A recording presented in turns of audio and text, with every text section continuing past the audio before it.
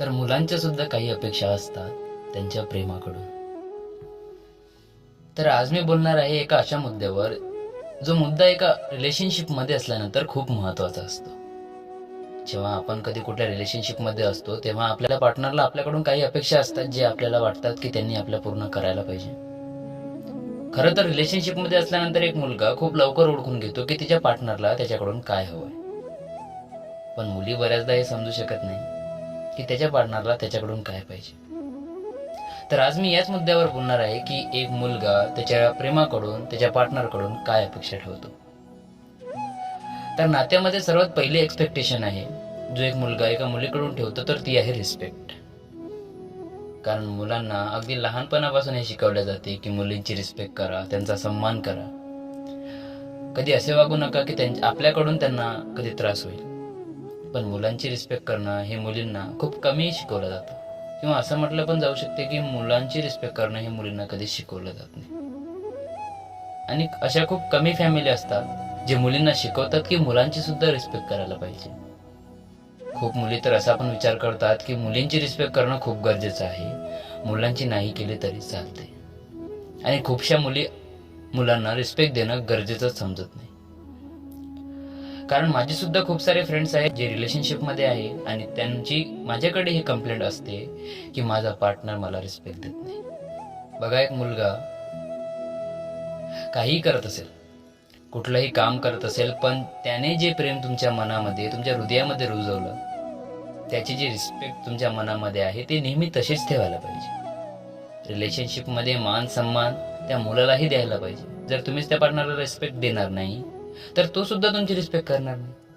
तो सुद्धा तुम्हाला कुठे ना कुठेतरी डिसरिस्पेक्ट करेल, तो पण कुठे ना कुठे चुका करेल. तर माझं म्हणायचं तात्पर्य इतकंच आहे की जर तुम्ही तुमच्या पार्टनरला रिस्पेक्ट देत नसेल तर देणं सुरू करा. कारण पार्टनरला रिस्पेक्ट देणे हे खूप गरजेचं आहे. आणि कुठलाही मुलगा रिलेशनशिप मध्ये हे एक्सपेक्ट करतो की माझ्या पार्टनरने मला रिस्पेक्ट दिली पाहिजे. तर दुसरा जो मुद्दा आहे तो असा आहे की मुलीने मुलाचा पास्ट एक्सेप्ट करावा.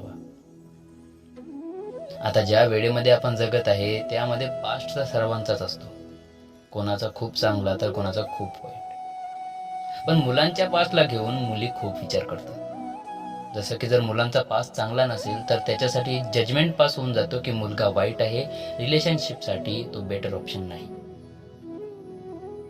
तर बघा की कुठल्याही माणसाकडून जर भूतकाळामध्ये कुठल्या चुका झाल्या असेल आणि तो त्याला सुधारवायचा प्रयत्न करत असेल, पण जर तुम्ही त्याच्या भूतकाळाला एक्सेप्ट करत नसाल, तुम्हाला हे माहीत असल्यानंतर सुद्धा की तो स्वतःला सुधारण्याचा प्रयत्न करत आहे, तर तुम्हाला त्याच्याकडे लक्ष द्यावे लागेल की तो व्यक्ती आता सध्या कसा आहे, तो आपल्याशी कसा वागत आहे, आपल्याला घेऊन त्याची इंटेन्शन काय आहे, तो आपल्याला किती प्रेम करतो. मग हे महत्वाचं नाही की त्याचा पास्ट कसा आहे, कारण चुका सगळ्यांकडून होतात आणि त्या चुकांना सुधारवण्याचा चान्स सुद्धा मिळणं तेवढंच महत्वाचं आहे.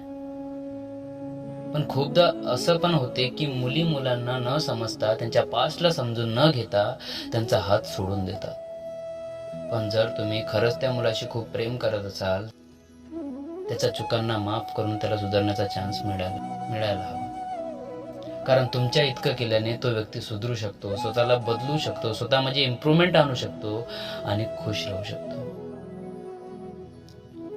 आणखी एक अपेक्षा आहे जे मुलाला असते की मुलगा जर कुठल्या कामामध्ये बिझी असेल आणि तुम्ही त्याला सतत म्हणत असाल की माझ्याशी बोल माझ्याशी बोल, त्याचं कारण म्हणजे फक्त तुम्ही त्याला मिस करत आहे म्हणून, तर हे चुकीचं आहे. कारण मुलांची लाईफ इतकी इझी नसते. ते लाईफमध्ये कुठेतरी सेटल होण्यासाठी, स्थिर राहण्यासाठी स्ट्रगल करत असतात, मेहनत करत असतात. आणि त्या वेळेमध्ये त्यांचे पार्टनर असतात जे त्यांच्यावर खूप जास्त दबाव टाकायला सुरुवात करतात की तू मला वेळ देत नाहीये, माझ्याशी प्रेम करत नाहीये, माझ्याशी बरोबर बोलत नाहीये, तू आता आधीसारखा राहिलेला नाहीये, माझ्याबद्दलचं तुझं असणारं प्रेम कमी झालं आहे. बघा, तुमचा पार्टनर बॅलन्स करण्याचा प्रयत्न करत आहे.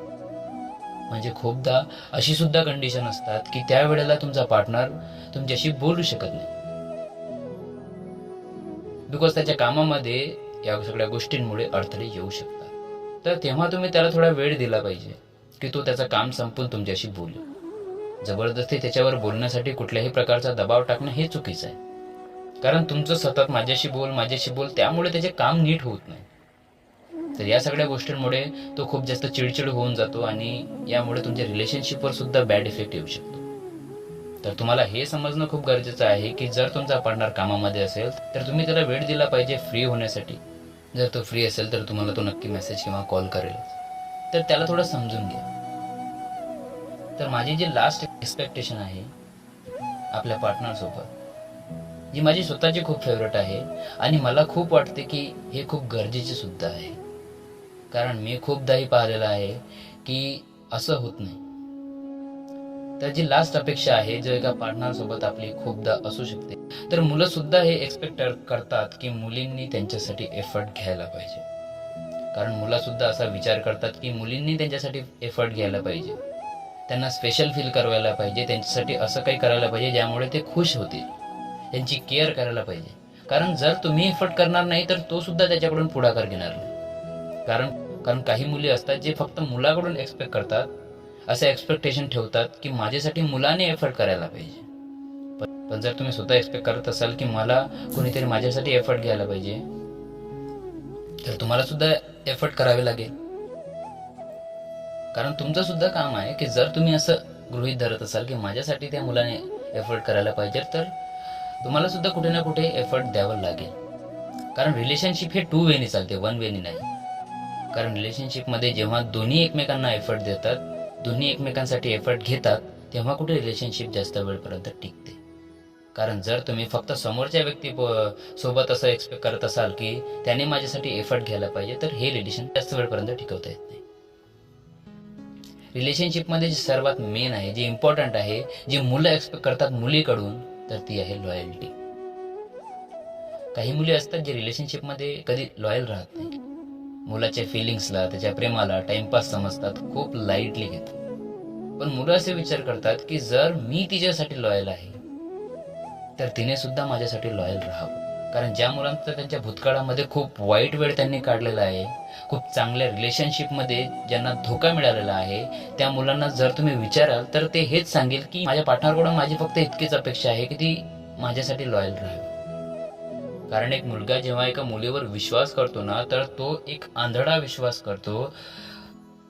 त्यांच्या सगळ्या चुकांना माफ करण्यासाठी तो तयार असतो. फक्त त्याची इतकीच अपेक्षा असते की माझ्या पार्टनरने मला कधी धोका देऊ नये, माझ्या पार्टनरने माझ्याशी कधी खोटं बोलू नये आणि माझ्या पार्टनरने हमेशा माझ्यासाठी लॉयल राहावं. कारण छोट्या छोट्या गोष्टींमुळे सुद्धा मुलांना हर्ट होते.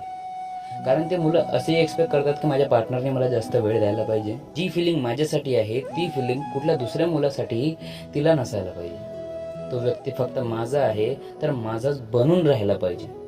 छोट्या छोट्या गोष्टी असतात जी मुलं एका मुलीकडून एक्सपेक्ट करतात आणि ते तिने पूर्ण करायला पाहिजे, असं त्यांचा विचार असते. कारण मुलांना हर्ट होते जर त्याचा पार्टनर सोबत कुठला दुसरा मुलगा दिसत असेल तर. मुलांना हर्ट होते जर प्रेझेंट बॉयफ्रेंड तो आहे आणि परत त्याच्या एक्स बद्दल बोलत असेल तर, तिच्या पास्ट बद्दल बोलत असेल तर.